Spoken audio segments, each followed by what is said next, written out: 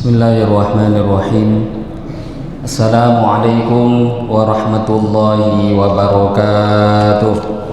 Hadirin Bapak Ibu jemaah sholat subuh yang dimuliakan Allah Subhanahu wa Ta'ala. Pada kesempatan pagi hari ini, di bulan lalu ada request permintaan pagi ini kita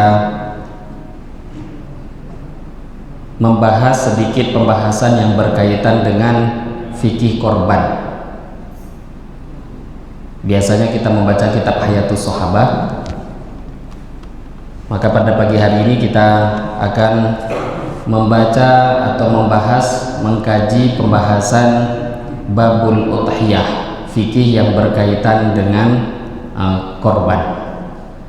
Hadirin Bapak Ibu jemaah sholat subuh yang dimuliakan Allah Subhanahu wa Ta'ala, fikih yang terpenting adalah memang fikih yang berkaitan dengan keadaan pada waktu itu. Kita sedang berada di dalam amal apa, maka tentu fikih yang berkaitan dengan keilmuan amal tersebut tentu itu yang wajib kita pelajari. Sebagaimana kalau kita ingin sholat, maka fikihnya sholat yang seharusnya kita ketahui sebelum masuk ke dalam amal sholat. Sama seperti haji, kalau ingin berangkat haji, maka fikih-fikih yang berkaitan dengan haji itu yang mau dikaji terlebih dahulu, belajar manasik haji, sehingga akhirnya ketika pergi haji tahu apa yang dia kerjakan. Begitu juga kita akan masuk ke dalam satu amal yang luar biasa. Kita akan udhiyah, berkorban, insya Allah nanti beberapa hari ke depan. Maka seharusnya fikih yang berkaitan dengan korban itu kita fahami sebelum kita masuk ke dalam amal tadi. Sebelum itu Bapak Ibu yang dimuliakan Allah Subhanahu wa Ta'ala, sebelum masuk di hari raya korban, kita sekarang pada hari ini, pagi hari ini kita masuk di tanggal 2 ya, tanggal 2 apa ya? Tanggal 2 Dzulhijjah, tanggal 2 Juli juga. Jadi pemerintah beberapa hari yang lalu memutuskan 1 Dzulhijjah berbarengan dengan 1 Juli. Ada sedikit perbedaan dengan kawan-kawan Muhammadiyah yang mereka lebih dahulu 1 Dzulhijjahnya 1 hari. Jadi dari kawan-kawan Muhammadiyah yang hari ini tanggal 3. Berkenaan dengan 10 hari yang pertama di bulan Dzulhijjah. Ini sering hadis ini kita dengar, para asatid, para ulama mengulang-ulang hadis ini karena memang menunjukkan keutamaan daripada 10 hari pertama di bulan Dzulhijjah. Nabi bersabda, "Ma min ayyam al-amalu shalih fihi ahabba ilallahi min hadhil ayyam, yakni ayyamal ashri." Tidak ada hari-hari yang amal soleh di dalam hari-hari tersebut lebih dicintai oleh Allah Subhanahu wa Ta'ala melebihi amal soleh yang dikerjakan oleh seseorang di 10 hari pertama bulan Dzulhijjah.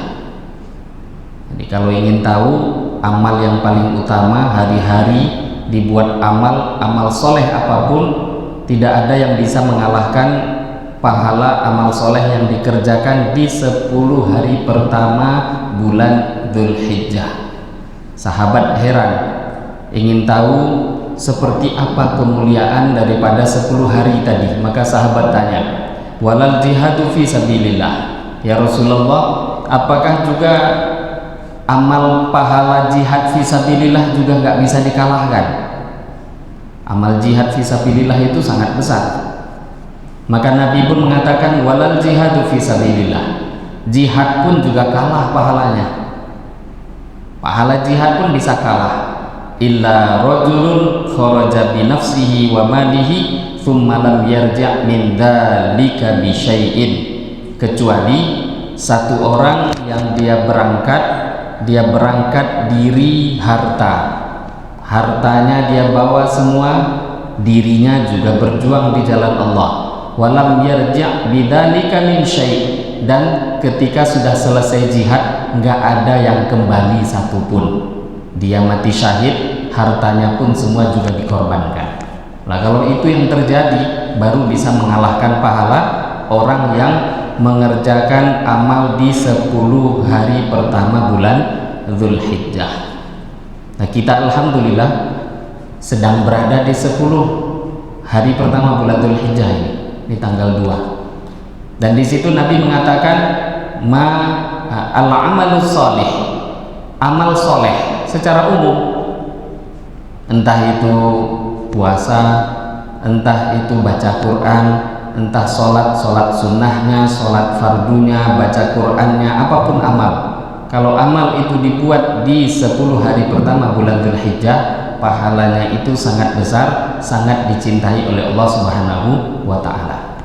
Maka tidak heran banyak para ulama yang mensunahkan diantaranya puasa. Nah, dalilnya mana? Ya dalil umum ini. Dan kadang kita pernah dengar ada puasa tarwiyah tanggal 8, tanggal 9-nya puasa Arafah. Ada orang mengatakan tanggal 8 itu enggak sahih itu hadisnya. Ya pakai hadis yang sahih ini. Yang puasa jangankan tanggal 8, tanggal 1 pun sudah sunnah, tanggal 2, tanggal 3, apalagi tanggal 8. Tanggal 9 ada hadis khususnya. Nabi SAW bersabda, siapa yang berpuasa hari Arafah tanggal 9 Dzulhijjah, hari Arafah, tukafirus sanatal madiyah wal baqiyah, maka akan menghapuskan dosa 1 tahun sebelumnya dan dosa 1 tahun setelahnya. Ini pahala yang luar biasa, 1 hari khusus di hari Arafah. Maka kalau kita mungkin nggak mampu puasa di tanggal 1, nggak mampu mulai di awal 1, 2, 3, paling tidak usahakanlah untuk berpuasa di tanggal 9-nya hari Arafah. Ini sangat-sangat dianjurkan. Ini tanggal 9 itu paling tidak jangan ditinggalkan. Kecuali kalau memang kita diberi anugerah oleh Allah termasuk di antara orang-orang yang sedang haji, sedang wukuf di Arafah, maka orang-orang yang haji, khusus untuk yang sedang haji, yang sedang wukuf di Arafah, itu tidak sunnah bagi mereka untuk berpuasa di tanggal 9 itu tadi. Kenapa? Ada amal yang lain. Nabi sendiri pun tidak berpuasa pada waktu itu dalam satu hadis, dan Nabi memperbanyak diri dengan berdoa di hari tanggal 9 Dzulhijjah. Nah, ini perbedaannya. Jadi bagi kita yang selain orang-orang yang haji, maka ini sangat-sangat dianjurkan untuk berpuasa di tanggal 9 atau hari Arafah. Dan ada satu amal Bapak Ibu yang di negara kita yang mungkin saya sendiri secara pribadi, terutama di Pekanbaru, di Riau ini, ada satu amal yang sebenarnya sudah sunnah untuk dikerjakan di hari Arafah, tapi sangat jarang di antara kita yang mengetahui, entah tidak tahu atau memang meninggalkan sunnah itu, yaitu mulai subuh hari Arafah. Hari Arafah itu tanggal 9, tanggal 10 Idul Adha, dinamakan dengan hari Nahar. Tanggal 9 hari Arafah itu sudah mulai disunnahkan untuk kita bertakbir. Nah, takbir biasanya kan mulainya biasa. Yang biasa kapan? Malam. Mulai matahari tenggelam, malam takbiran 9 malam. Ya, kalau sudah tenggelam matahari itu kan tanggal 10 namanya. Nah, biasanya kan di mana-mana masjid itu takbirannya mulai malamnya. Sunnahnya tidak. Buka kitab-kitab fikih mazhab Syafi'i, sunnah takbiran itu sudah sunnah. Ini bukan wajib ya. Sudah disunnahkan di subuh harinya Arafah. Nah, kalau misalkan sekarang ini kan kawan-kawan Muhammadiyah itu 1 hari lebih cepat. Jadi kalau tanggal 9 Arafah, 9 Dzulhijjah bagi kita yang ikut pemerintah dan Kementerian Agama, bagi kita tanggal 9, itu bagi kawan-kawan Muhammadiyah kan sudah tanggal 10. Lah itu kan mirip-mirip. Bukan berarti nanti orang yang takbiran tanggal 9 hari Arafah kok kemudian kita katakan dia sudah hari raya. Enggak, memang sunnahnya itu hari Arafah. Nah, ini Muhammadiyah, bukan Muhammadiyah dengan tidak Muhammadiyah dalam pembahasan ini. Memang disunnahkan mulai takbiran itu di subuh hari Arafah. Jadi takbiran itu mulai hari Arafah, hari nahar tanggal 10, 11, 12, 13 sampai nanti asar hari terakhir daripada hari tasyrik, itu baru terakhirnya disunahkan untuk kita mengucapkan takbir hari raya. Di tanggal 9 terutama hari Arafah ini memiliki keutamaan yang sangat luar biasa. Kemudian hadirin Bapak Ibu yang dimuliakan Allah Subhanahu wa taala, di dalam bulan Dzulhijjah itu amal-amal yang luar biasa itu banyak. Di antaranya tadi puasa, di antaranya lagi amal haji, di antaranya lagi amal ini yang akan kita bahas namanya amal korban. Banyak amal yang dianjurkan, di antaranya amal kurban. Kurban ini yang akan kita bahas pada pagi hari ini. Pertama dari segi hukumnya. Hukum daripada korban itu apa? Sering kita dengar kurban itu hukumnya adalah sunnah muakkadah, dan memang mayoritas para ulama mengatakan seperti itu. Hukum daripada berkorban di hari raya Idul Adha bagi yang mampu adalah sangat-sangat disunnahkan, sunnah yang sangat dikuatkan. Kok dia mampu ditinggalkan, maka berarti dia masuk ke dalam kemakruhan. Mampu tapi nggak korban itu makruh. Ini menurut jumhur daripada para alim ulama. Dan kita tidak pungkiri di antara sebahagian para ulama ini ada yang mewajibkan, yang mengatakan sunnah muakkadah tadi jumhur, di antaranya Al-Imam Asy-Syafi'i rahimahullahu taala. Tapi ada yang mewajibkan. Yang mewajibkan korban adalah Al-Imam Abu Hanifah rahimahullahu taala. Beliau mengatakan wajib karena melihat berbagai macam hadis-hadis yang mengancam siapa yang mampu untuk berkorban tetapi dia tidak berkorban, fala yaqrabanna musallana, maka jangan sekali-kali dia mendekati musola masjid-masjid kami, kata Nabi. Mampu korban tapi nggak korban, nggak usah dekat-dekat gabung dengan orang-orang Islam, nggak usah datang-datang ke masjid. Nah ini kalau sekeras itu ancaman, kata Imam Abu Hanifah, sekeras itu ancaman kok nggak wajib, nggak mungkin. Ini kata Imam Abu Hanifah rahimahullahu ta'ala. Tapi hadis itu bukan satu, dilihat dalil-dalil yang lain. Nah, ternyata memang Nabi Shallallahu Alaihi Wasallam sendiri pernah mengatakan ada beberapa amal itu wajib untuk diriku tapi sunnah untuk kalian. Nah, di antaranya Nabi menyebut udhiyah, korban. Jadi Nabi sendiri mengatakan wajib untuk diriku, sunnah untuk kalian. Lah ancaman hadis seperti tadi mahmul, diihtimalkan oleh para ulama, itu ancaman kalau dibuat tidak dikerjakan korban, orang tadi jatuh kepada hukum makruh. Kemudian di dalam madhab Al-Imam Asy-Syafi'i ada tambahan, tadi sunnah muakkad, tapi ada tambahan hukum. Ada istilah di dalam madhab Al-Imam Asy-Syafi'i, yaitu korban itu dikatakan sunnah alal kifayah. Sunnah alal kifayah. Biasa kita mengetahui ada fardu kifayah. Bahasa yang paling sering kita dengar itu dalam istilah hukum kan fardu kifayah, ada fardu ain. Ternyata sunnah juga begitu, ada sunnah ain, ada sunnah kifayah. Lah kurban itu sunnah muakkadah tapi juga termasuk sunnah alal kifayah. Apa maksud sunnah alal kifayah? Sama dengan fardu kifayah, itu mirip-mirip. Hanya saja perbedaannya kan fardu, ini sunnah. Definisinya yaitu satu amal yang mana kalau dikerjakan oleh satu orang dari ahli keluarga tadi, kalau ada yang berkorban satu saja, maka tuntutan berkorban itu gugur untuk seluruh keluarga. Tuntutan korbannya kan sunnah, maknanya kemakruhan hilang.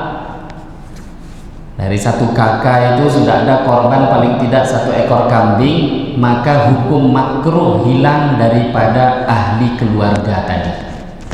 Nah, kemakruhannya hilang.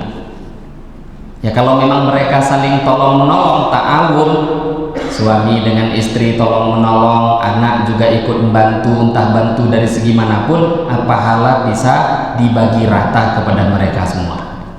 Jadi kalau tolong menolong tentu ta'awun 'alal birri wat taqwa, itu pahala akan kebagian.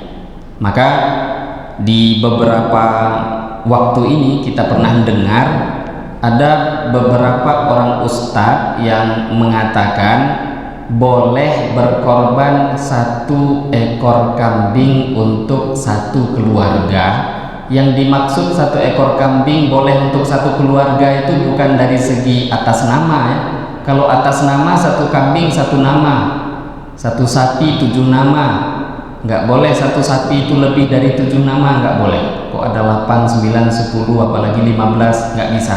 7, 1 sapi, 1 onta, 1 kerbau, 7 nama. 1 kambing 1 nama. Nggak bisa 1 kambing kok jadi 2, 3, 4, 5 sampai 7 nama. 1 keluarga nggak bisa. Yang bisa itu adalah 1 kambing pahalanya dibagikan untuk keluarga. Nah itu bisa. Itulah yang dimaksud dalam hadis Nabi SAW pernah berkorban menyembelih 2 ekor kambing. Kemudian Nabi mengatakan, ya Allah, ini adalah korban Muhammad, keluarga Muhammad, bahkan umatnya Muhammad yang tidak ikut berkorban. Jadi ada di antara umat ini yang nggak mampu korban seumur hidup, memang nggak mampu. Kalau memang betul-betul kita nggak mampu, maka sudah dikorbankan oleh Rasulullah SAW.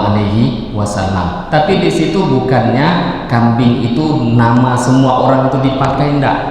Itu namanya isolus sawab, berbagi pahala kepada orang lain.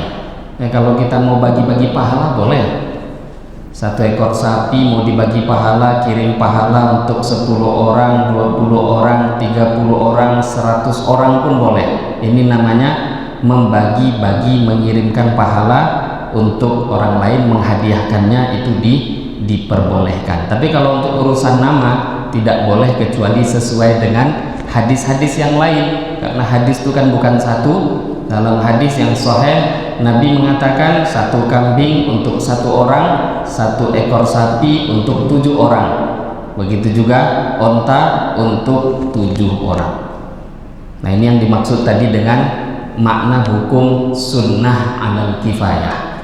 Jadi sunnah kalau dikerjakan 1 orang dari ahli keluarga, tuntutan sunnah itu menjadi gugur, kemakruhan pun akan hilang, gugur daripada keluarga tadi. Jadi sunnah kifayah ini banyak Bapak Ibu, bukan cuma korban. Sunnah 'alal kifayah diantaranya ada rombongan, maka kalau ingin mengucapkan salam itu hukumnya sunnah 'alal kifayah. Kita berjalan 3 orang, lari-lari pagi bertiga, maka jumpa dengan orang siapapun kan sunnah untuk mengucapkan salam. Tapi sunnah itu kalau sudah dikerjakan 1 orang dari salah satu 3 orang yang sedang lari-lari pagi itu, maka gugurlah hukum sunnah. 1 orang cukup. Sama nanti kalau di antara orang-orang yang diucapkan salam itu ramai, nah, yang duduk itu kita salami itu ada 10 orang. Salah satu dari 10 orang itu menjawab salam fardu, salam sunnah, jawabnya fardu. Maka kalau 1 saja menjawab, gugurlah kefarduan menjawab salam untuk yang lain. Nah, sebagaimana tadi mengucapkan salam 1 cukup, yang jawab 1 pun juga cukup. Itu yang dimaksud dengan sunnah 'alal kifayah. Jadi sunnah alal kifayah itu ada beberapa contoh, itu diantaranya.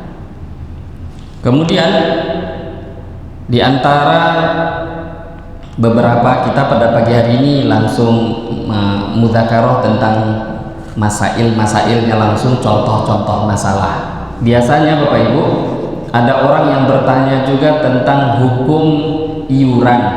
Bagaimana hukum iuran atau patungan di dalam korban? Kita tahu bahwa tidak semua di antara kita itu punya kemampuan untuk membeli sendiri satu ekor binatang secara utuh.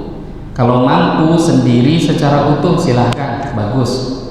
Sendiri satu ekor sapi, ya sebanyak apa korban kita tentu sebanyak itu pula pahalanya. Kalau korbannya sapi, pahalanya satu ekor sapi. Mau korban 10 ekor sapi sendiri, kalau mampu ya pahalanya besar. Tapi kalau memang tidak mampu, boleh atau tidak kita itu patungan atau iuran sehingga mampu membeli satu ekor hewan kurban. Dan ini tentu yang kita bahas bukan sapi yang orang 7 berkumpul menjadi satu, bukan itu jelas diperbolehkan. Kalau ada 7 orang iuran membeli satu ekor sapi, nah itu boleh. Ini yang dimaksud dia berkorban, contohnya satu ekor kambing, tapi karena tidak mampu, ada misalkan 3 orang, 5 orang iuran. Nah, kita iuran lah 500.000, ada 5 orang 2.500.000. Nah, di masjid sini mungkin 2,7 entah 2,6, beda-beda masjid.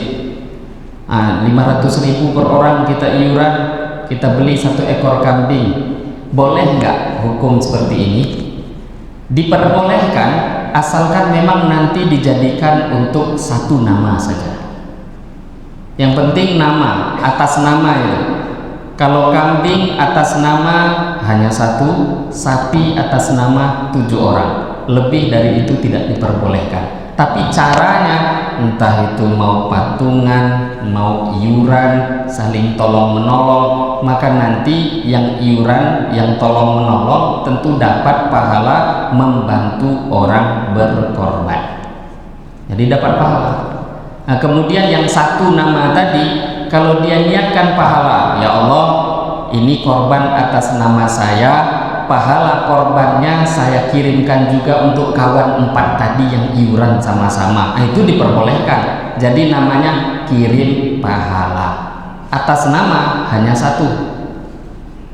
Jadi di sini yang perlu kita perhatikan, karena amal ini sebenarnya dari dulu sudah dibuat dimanapun Bapak Ibu. Biasanya di sekolah-sekolah, madrasah-madrasah, guru-guru, itu mereka iuran. Di madrasah yang paling sering itu di pesantren.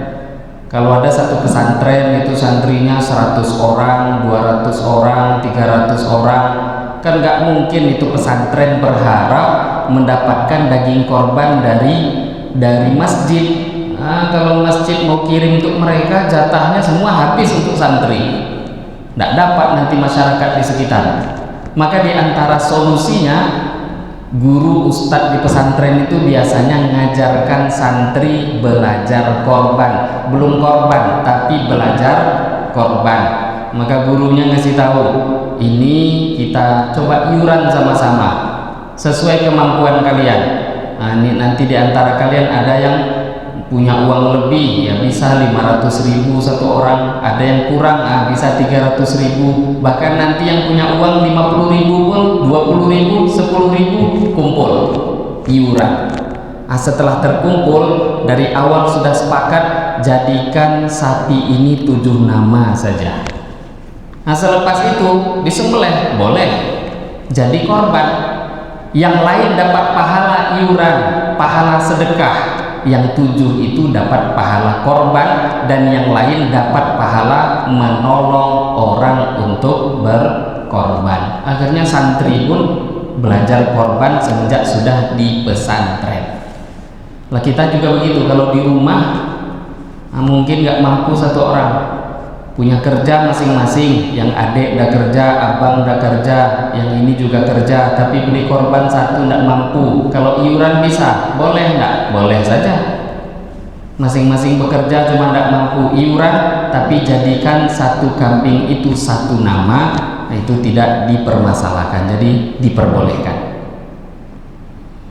Kemudian hadirin Bapak Ibu yang dimuliakan Allah Subhanahu wa taala, ada juga pertanyaan yang biasanya beredar, masalah yang berkaitan juga dengan korban. Biasanya ada jemaah yang bertanya, Ustadz, apa hukumnya satu hewan kurban tapi diniatkan dengan niat yang berbeda-beda? Ini contohnya misalkan satu ekor sapi. Tadi kita tahu satu ekor sapi itu boleh 7 orang atas namanya. Lah cuma nanti mungkin ada satu permasalahan, ternyata dari 7 orang yang berkorban itu niatnya beda-beda. Ada yang niat korban, ada yang niatnya itu akikah, ada yang niatnya mungkin nggak niat korban, nggak niat akikah, ya niatnya nyembelih biasa, siapa tahu begitu. Paling tidak tadi ada yang niat korban, ada yang niat akikah dari satu ekor sapi. Cuma kan boleh memang 7 nama. Boleh nggak satu binatang tadi, sapi, diniatkan beda-beda oleh 7 orang yang berbeda? Kalau korban semua ya kan tentu tidak perlu kita permasalahkan. Tapi mungkin di situ ada yang niatnya korban, ada yang niatnya akikah. Apakah diperbolehkan? Mengenai hal yang seperti ini ada ikhtilaf di kalangan para ulama. Ada yang memperbolehkan, ada yang mengatakan tidak boleh. Tetapi di antara ulama yang memperbolehkan yaitu Al-Imam An-Nawawi rahimahullah ta'ala, bahkan ini bisa dikatakan juga dalam fatwa mazhab Syafi'i, jika niat 7 orang tadi berbeda-beda maka hukumnya tetap diperbolehkan. Tapi kita nggak pungkiri ada ulama yang mengatakan nggak boleh ya. Cuma Imam Nawawi mengatakan boleh. Wa tujzi'ul badana an sab'atin wa kadal baqarah sawa'un kanu ahla baitin aw buyutin wa sawa'un kanu mutaqarribina bi qurbatin muttafiqatin aw mukhtalifatin wajibatin aw mustahabbatin am kana ba'duhum yuridul laham wa yajuzu an yaqsuda ba'duhum at-tadhiyah wa ba'duhum al-hadi. Jadi boleh kata Imam An-Nawawi kalau memang dari 7 orang tadi memiliki niat yang berbeda-beda. Mungkin di antara mereka ada yang niatnya akikah, ada yang niatnya korban, ada yang niatnya cuma untuk dapat daging, nggak niat korban, nggak niat akikah, sembelihan biasa. Berkumpul 7 itu jadi satu sapi, niatnya beda-beda seperti itu, diperbolehkan. Yang jadi misalkan di masjid kita itu terkadang ada orang yang datang, saya ini nggak niat korban lah, niat akikah saja, tapi digabungkan ke hewan kurban, boleh nggak? Boleh. Lah ini pertanyaan boleh atau tidak. Kalau yang ditanyakan boleh nggak, sah atau tidak, ya jawabannya boleh, sah-sah saja.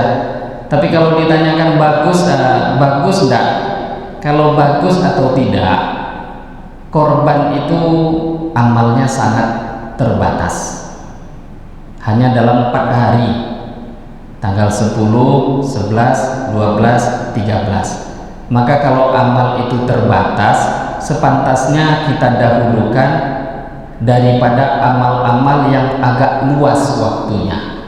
Contohnya akikah.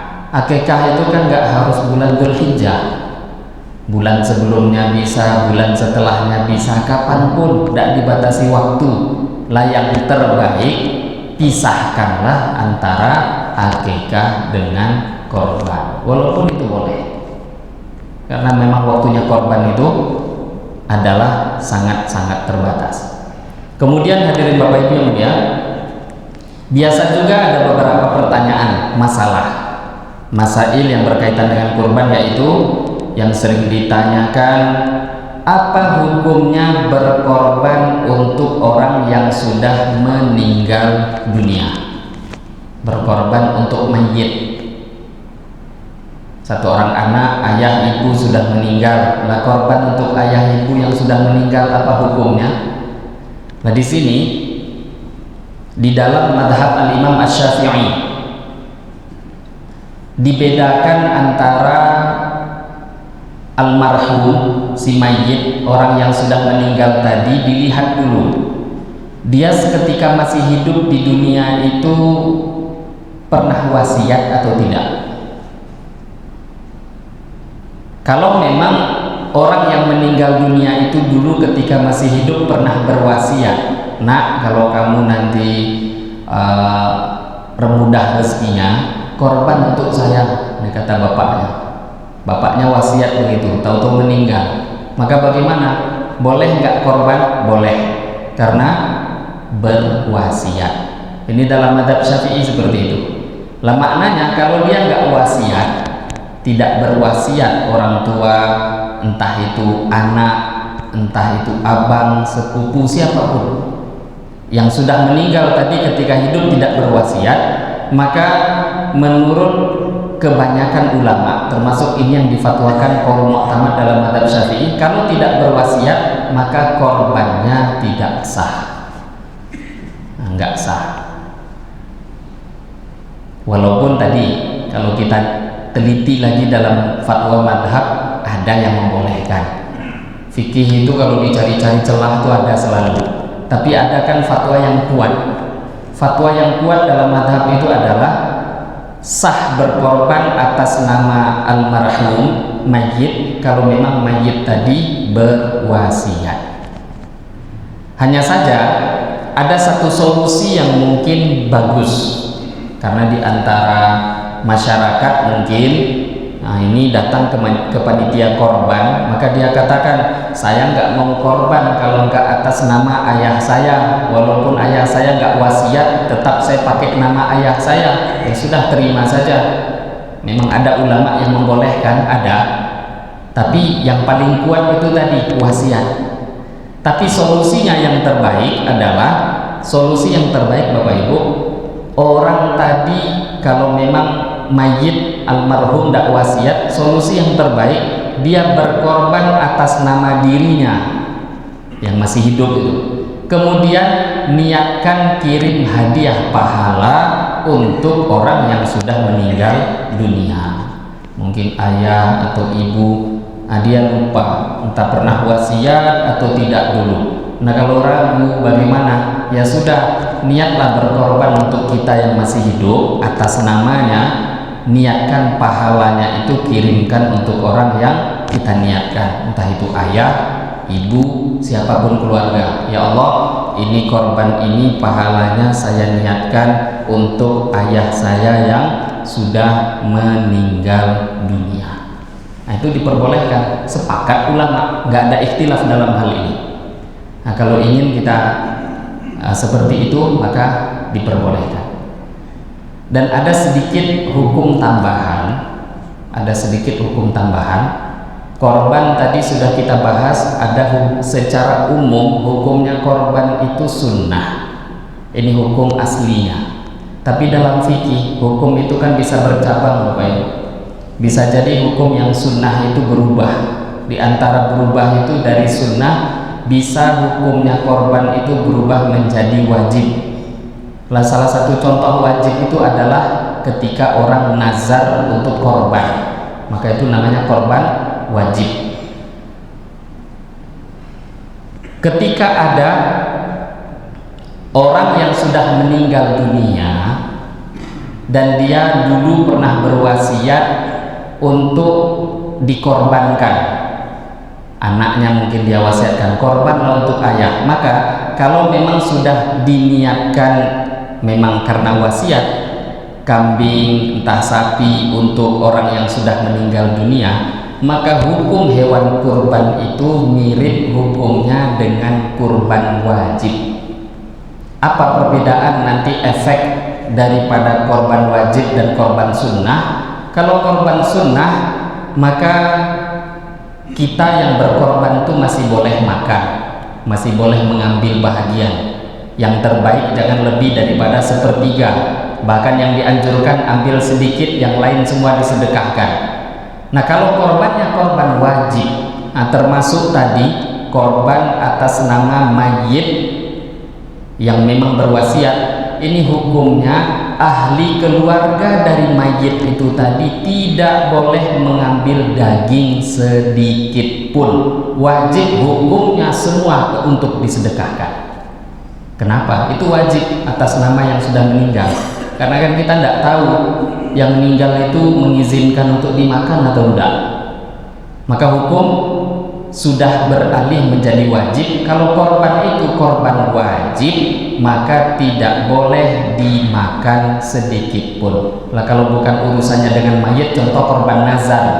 Kalau kita nazar untuk berkorban, kemudian berkorban, maka kalau korbannya korban nazar, tidak boleh sedikit pun orang yang berkorban itu memakan daging korbannya. Yang boleh itu hanya korban sunnah, dan secara umum mayoritas kita umat Islam itu kan korban jarang-jarang yang wajib itu. Rata-rata memang hukum aslinya adalah sunnah muakkadah, bisa berubah tadi karena faktor tertentu, bisa jadi dia nazar dan lain sebagainya. Kemudian kita lanjutkan sedikit sampai menjelang Isyraq, permasalahan yang berkaitan korban. Di antara pertanyaan juga yang sering, apakah korban itu boleh malam hari? Korban kan sudah diberitahu tadi waktunya mulai daripada tanggal 10 Dzulhijjah, hari raya Idul Adha, tanggal 10 Dzulhijjah itu dimulai diperbolehkan seseorang untuk menyembelih hewan. Kapan mulainya? Ketika matahari sudah terbit di pagi hari tanggal 10 Dzulhijjah, tambahkan dengan seukuran sholat sunnah 2 rakaat dan seukuran 2 khutbah yang singkat. Misal 6:14, tanggal 10 Dzulhijjah, matahari terbit 6:14. Lewatkan sedikit waktu makruh, kemudian nanti tambahkan seukuran 2 rakaat sholat sunnah dan seukuran 2 khutbah yang singkat. Walaupun dia nggak sholat, walaupun dia nggak ikut khutbah, waktunya saja dilewatkan. Seukuran itu misal setengah jam 7 kurang 1/4, jam 6:45, kok ada orang menyembelih hewan waktu itu, maka sudah dihitung hewan kurban.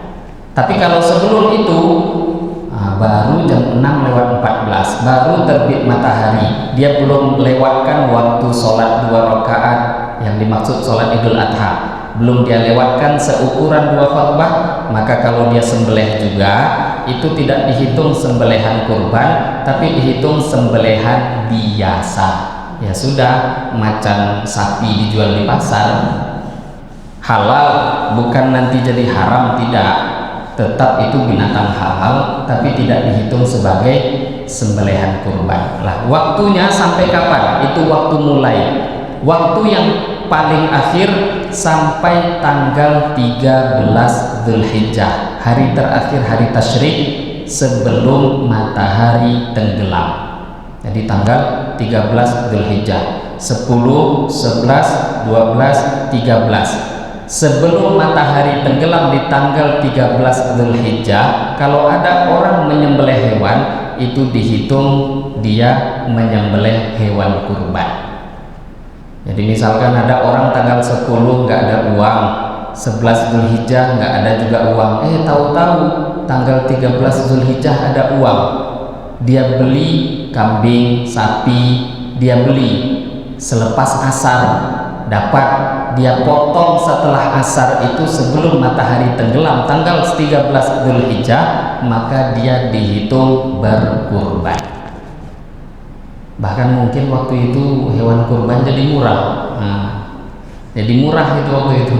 Tapi tentu kalau amal agama sebaiknya jangan cari yang murah-murah. Kalau kelewat, kadang binatang pun sudah nggak ada lagi yang jual. Ini mungkin kondisi bagi orang yang awal mula nggak ada uang, kok tahu-tahu waktu itu ada, maka tetap diperbolehkan untuk dia berkorban sampai batas terakhirnya matahari sebelum tenggelam di tanggal 13 Dzulhijjah.